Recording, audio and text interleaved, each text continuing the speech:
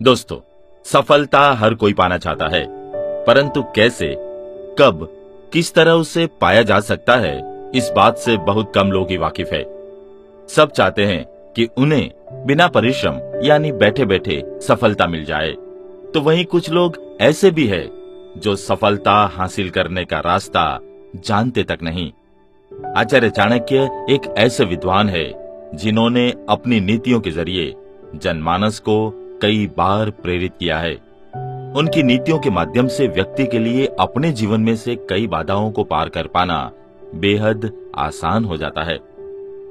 भारत के इतिहास को बदलने में आचार्य चाणक्य की नीतियों ने अहम भूमिका निभाई है और आज भी उनकी बातें प्रासंगिक है।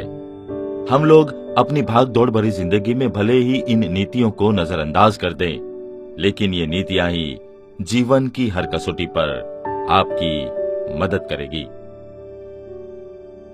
दोस्तों, पिछले एपिसोड में हम बात कर रहे थे कि विद्यार्थी को किन बातों का ख्याल रखना चाहिए। अपने जीवन में आगे बढ़ने के लिए आचार्य चाणक्य ने कई बातें बताई है जिस पर उसे ध्यान देना चाहिए। आज हम उस एपिसोड को आगे बढ़ाते हैं। दोस्तों, एक अच्छे विद्यार्थी का परम गुण है आत्मनिर्भरता। आत्मनिर्भरता का अर्थ है स्वयं पर भरोसा रखना। अपनी शक्तियों के बल पर जीने वाले विद्यार्थी सदा स्वतंत्र तथा सुखी जीवन जीते हैं। ईश्वर भी उसी की सहायता करता है जो विद्यार्थी अपनी सहायता अर्थात अपना कार्य स्वयं करता है। उससे विपरीत जिन विद्यार्थियों को दूसरों का आश्रय लेने की आदत पड़ जाती है, वे उन लोगों के गुलाम बन जाते हैं। उनके भीतर सोई हुई शक्तियां मर जाती है। उनका आत्मविश्वास घटने लगता है। संकट के समय में ऐसे विद्यार्थी झट से घुटने टेक देते हैं। आइए इसे और विस्तार से समझते हैं। आलस। दोस्तों, आचार्य चाणक्य के मुताबिक छात्र जीवन में आलस को खुद पर कभी हावी नहीं होना देना चाहिए। ये जीवन तपस्या का समय होता है और इसमें आलस की वजह से छात्र सही तरह से शिक्षा ग्रहण नहीं कर पाता, जिसका परिणाम उसे भविष्य में भुगतना पड़ता है। आलस का पूरी तरह त्याग करके ही आप लक्ष्य को प्राप्त कर सकते हैं। क्रोध। आचार्य चाणक्य के मुताबिक क्रोध में किसी को भी बर्बाद करने की ताकत है। किसी भी व्यक्ति की सोचने समझने की क्षमता को क्रोध क्षीण कर देता है और इस वजह से व्यक्ति गलत फैसले लेता है, जिसका परिणाम उसे भविष्य में झेलना पड़ता है। अति निंद्रा का त्याग करे। आचार्य चाणक्य के मुताबिक एक विद्यार्थी को कभी भी जरूरत से ज्यादा नींद नहीं लेनी चाहिए, वरना ये आदत उसकी कामयाबी में बाधा बन सकती है। इसलिए छात्र जीवन के दौरान समय से ज्यादा नींद लेने की आदत को तुरंत छोड़ देने में ही भलाई है। लालच। एक छात्र को लालच जैसे अवगुण से दूर रहना चाहिए, क्योंकि लालच व्यक्ति को गलत काम करने के लिए प्रेरित करता है। लालच छात्रों के जीवन की उन्नति में बाधा बनता है और समय से पहले ही बड़ी परेशानियां पैदा कर सकता है। स्वाद, श्रृंगार और मनोरंजन का करे त्याग। आचार्य चाणक्य के मुताबिक छात्र को अपना जीवन एक तपस्वी की तरह जीना चाहिए।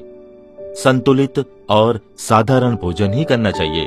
अपनी इस तपस्या में विघ्न उत्पन्न करे ऐसा कुछ नहीं खाना चाहिए और साथ ही उनको श्रृंगार और मनोरंजन से दूर रहने की जरूरत होती है, क्योंकि ये आपके लक्ष्य को भटका सकता है।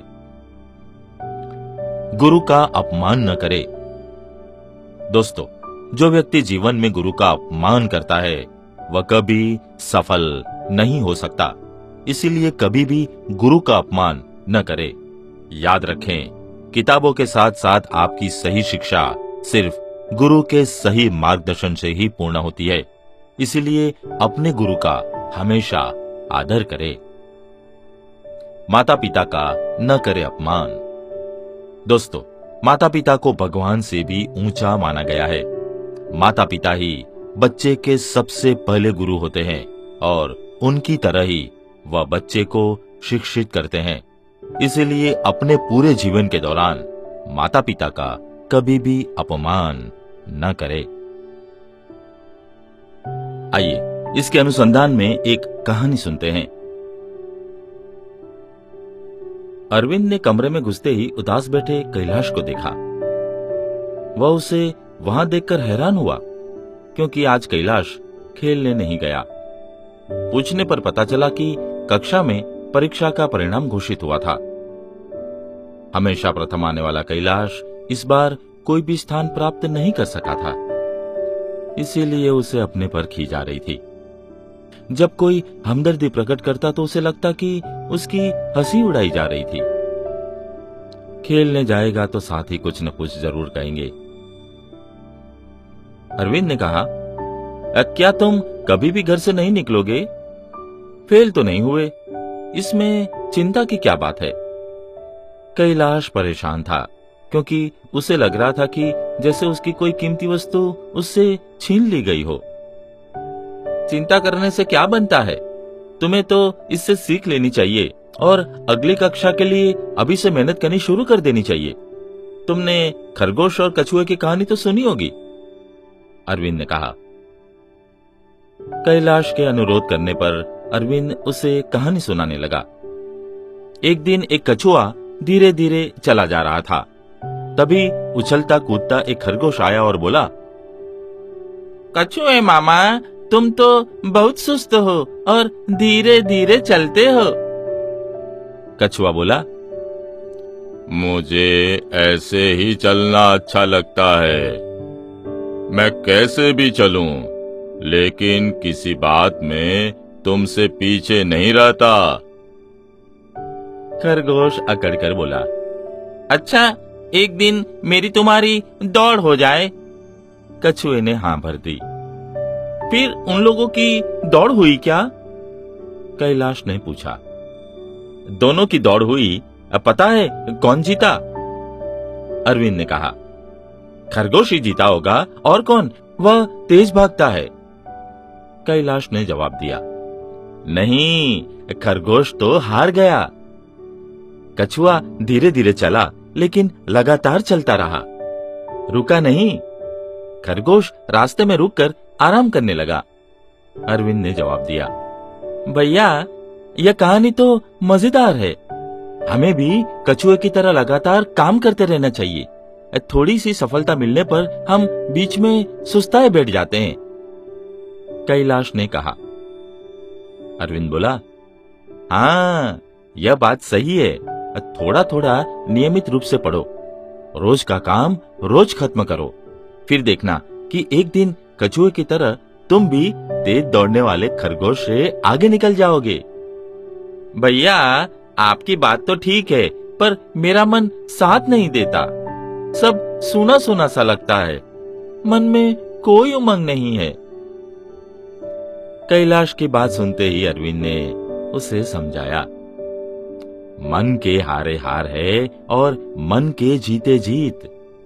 दिल में हौसला बनाए रखो। पर भैया, पिताजी को मैं कैसे मुंह दिखाऊंगा? कैसे कहूंगा कि मैं कोई भी स्थान प्राप्त नहीं कर सका? इतने में ही पिताजी ऑफिस से आ गए।